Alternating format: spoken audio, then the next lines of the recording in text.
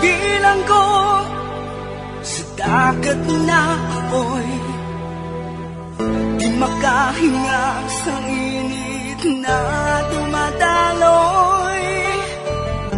Ialay mo ang bagong pag-asa sa tulad kong nasadlak sa pagkakasala. Sa liwat may adlaw sa inyong mga palangga namong nga tagparamati.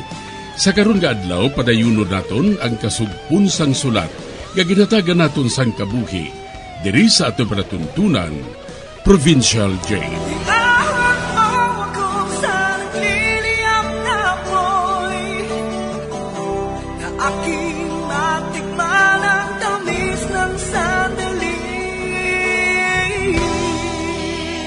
Bahin sang nagligad, madamo na kami sang ginkadtuan, agud nga pangitaon si Divine. Apang wala gid namon siya makita. Diri sini nga bahin mapadayon ng akon pagsaysay diri sa Provincial Jail.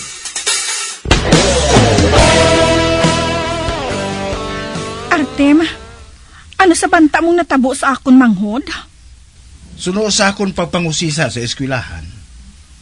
Madamo kuno sang nagakras kay Divine. Kag may pagbanta ako nga nag-ilop siya sa kay kung sino nga lalaki nga nakras iya. Pabay lang, kay mangusisa pagid ako. Kagugali, nagalin ako sa office, kag nakuha ko ng akong komisyon. Aryo, 2,000 para sa imo. Ay, baw salamat kun amo. Makabayad ako sa aton utang sa Tianggi.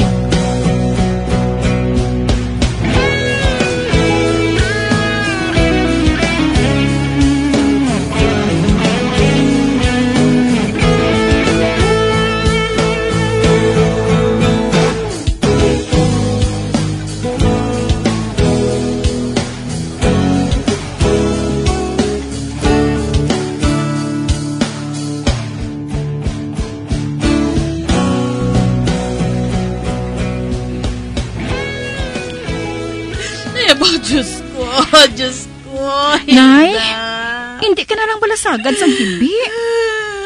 Nagapati ako sa ginsiling ni Artem nga nag-upod si Divine sa lalaki nga nagapangaluyag sa iya. Mailan tani ko na mo sinang natabo Apang paano na lang kung may malain nga natabo sa banghod mo? Kung may ara akong tani nakahibalo na kita Gani mahulat mang anay kita Makibot lang kita kung hinali lang nga maabot si Divine. Burasan lang gid niya. Wala gid siya maglisensya kung siya diin siya makadto. Kung anong buhato niya. Paano na lang ta sini? Basta mahulat lang kita, Nay. Mapauli gid si Divine.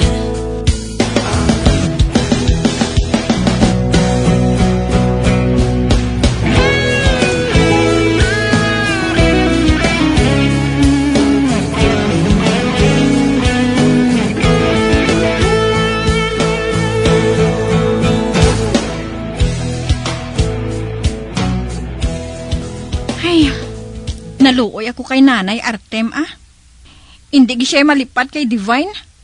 Masami lang siya nga nagahibi. Malimtahan gid niya si Divine Mabaton gid niya ang kamatuoran niya si Divine. Nag-ilop sa kay kung sino nga lalaki nga naluyagan niya. Mabaton gid niya ina. Kabay pa nga amula inang natabo. Kag wala sang malaing nga natabo sa utod ko. Kabay pa, Hilda.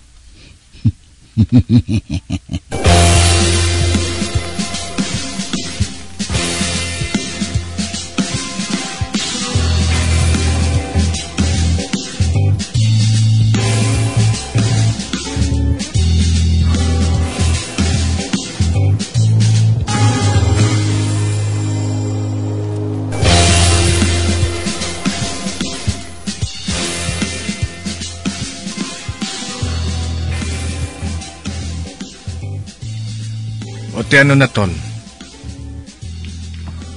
Wala gid siyang may nakamutik. Nga kitang may kaymuan sa pagkadula sang utod ni Hilda? Wala Nagpatigid sila nga nag-ilop si Divine sa isa ka lalaki. Wala sila makaibalo nga ginakao na sang lagong lawas ni Divine. O gali. Atong babae ginsugo mo nga magsugat sa kay Divine. Kinahanglan nga si Piran sang mayong ibaba ha. Akong mahibalo sa iya. Isa pa wala na sa dire. Nagsaylo na siya sa Cebu. Dito naman sa mabaligya sang iya nga bayhon. Kag nakaibalo ka bala kung sino naman ang iya bago nga ngalan? Ha?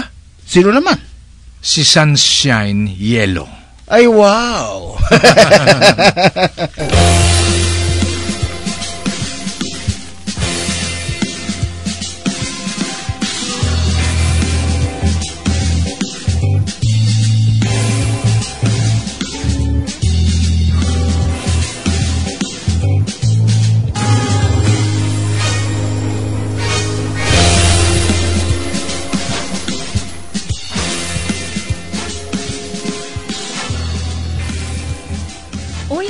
Naano ka? Kaina ko pa nakita ang malain ng imo mudo, Cardo. Ara ka naman. Nagsiling nakita ko sa imo nga hindi ako si Cardo. Ako si Carda. Ay, sorry. Nalipat naman ko. Pero nga ado sa akig kahaw. Nahadlok ako kaina. Nga basit kung maguntingan mo ang dulonggan sa imo customer. Ano abi kay... Nagakurog ako sa kaakig mo. Ha? Ay nga naman. Nag-away kami sa akong papa. Nga ahaw, anong ginawayan ninyo? Pakaibalo ako nga nagatinunto siya. Ano nga klase pag tinuntuman? Nagpangako siya sa akon nga hindi siya magtandog sa bisan ano nga babayi. Apang sining karon lang. Nakaibalo ako nga nag-upo siya sa... isa ka lalaki nga nagpang-rape sang isa ka babayi? Ano? Nagpang-rape sa isa ka babayi? Sino nga babayi? Ang babayi ko no, lamaron pa. Nag-eskwela pa gani Amo gani nga gingang-rape nila. Sino nagsugid sina sa imo? Si Bitong, ang adik man bala Oo. Makalima na ina siya ginpatawag ni Kap. O, gali, sino ang ginggang rape? Wala man ako makaibalo kung sino ang ngalan. Basta, amo na Kaging isa si Papa nga nagbulig rape sa babae nga ato. Samtang nagpangako siya sa akon, nga hindi siya magtandog sa kay bisan sino nga babae. Kay tiari man ko. Amo nang rason day nga naakig ako sa iya. O, Diyos ko. Nga bala nga hinali lang nga gintumbok ang tughan ko. Ano ko nang natabo sa babae nga to? Hakarda? Patay Amo gali. Ay, makaluluoy man. Pero, hindi man magsugid sa akon si Papa ko. Ginpilit ko siya sang uli sa pagsugid sa matuod. Napilitan siya nga magsugid sa akon kay hubog siya. Barato mo lang ko nung sukot sa iya ni Artem. Artem? Sino na nga Artem man? Artem wala ko makaibalo sina ako sino nga Artem nga ina Kagdason, amigo man ni Papa ko si Emil. Gwapo na yung tao si Emil ya. Kung hindi lang nga boyfriend ko na si Papa ko. Uy, si Emil ko tani yung gusto ko day. Ay, amo gali? Oo. Kabalo ka. Amo nang negosyo ni Artem kag ni Emil. Pangitab na sang babae nga gwapa. Tapos, mangita man sila sang lalaki. Kag among mabayad sa ila. Kag nagpangako ako nga hindi ako magpanugid partidira. Pagkatapos, nagpangako siya nga hindi na magliwat. Kag ako na lang ang iya nga palanggaon.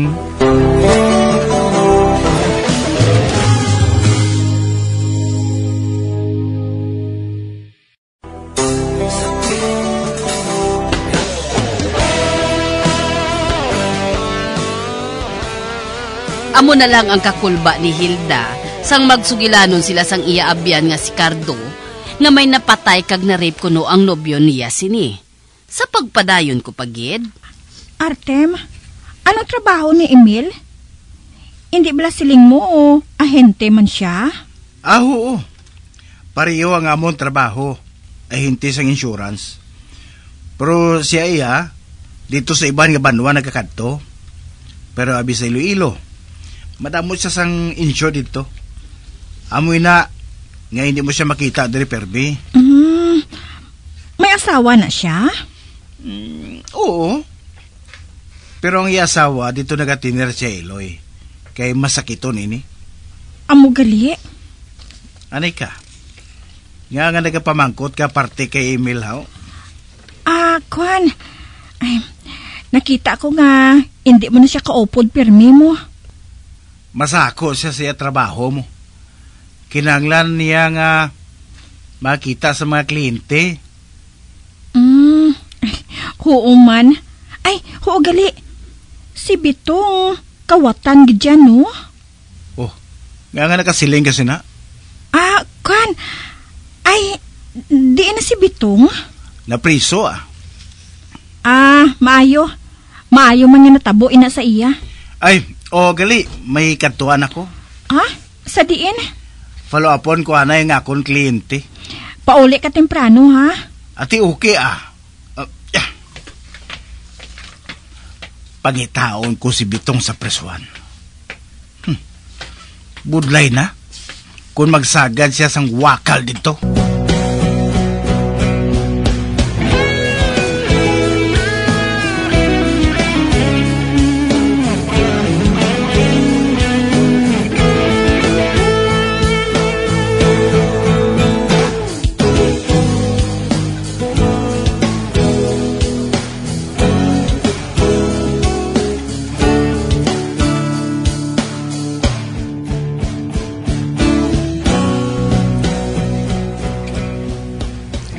Emil, Parts, hambalon mo si Bitong ha? Nga hindi anay siya magpangawat. Kay hasta subong, nagapadayon ang mga pulis sa papangusisa, parte sa pagkadula ni Divine. Basi bala kung madakpan siya, kag mapilitan siya manugid sa tanang ginhimo ta kay Divine. Nalipat abi ako maghatag sa isang syabo mo. Ano pa daw ikanta niya kita? Siguruha lang matagad sa droga. Para hindi siya magsagad sang pangawat. Kay base kung mabukaran ang parte sa kay Divine.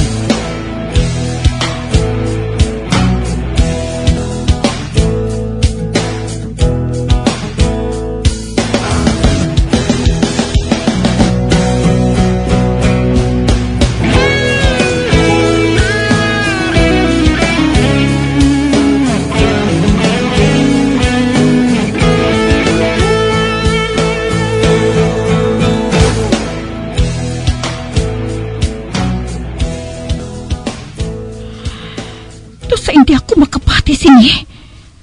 Si Artem, may labot sa pagkadula ni Divine. Si Divine balang ginatumod ni Cardo. Naging gang rape nila. Diyos ko, makahimo sina si Artem. Asawa niya ako. Kagmanghod ko si Divine. Mahimo niya ina sa akon.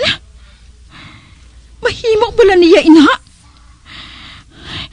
Kinahanglan, mapamatud-an ko ina. Kinahanglan, kid.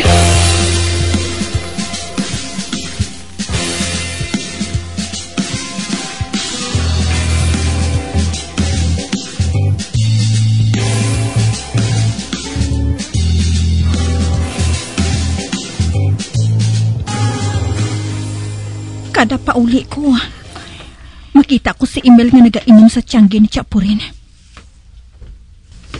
Pero silang ni Artem, si Emil, masami nga nagalakat sa Iloilo.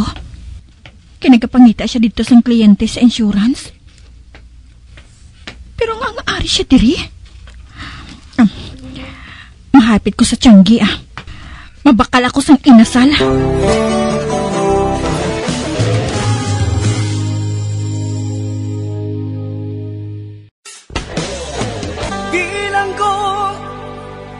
Dagat na apoy, di makahinga sa init na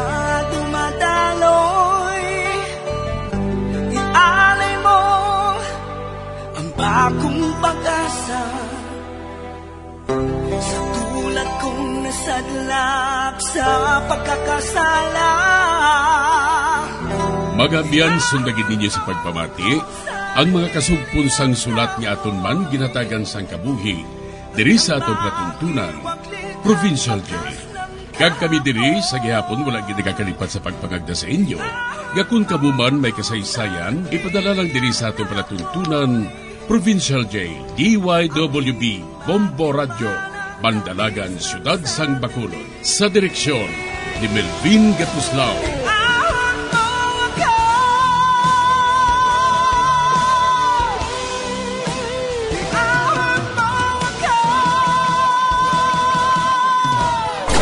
Bombo Radio Philippines.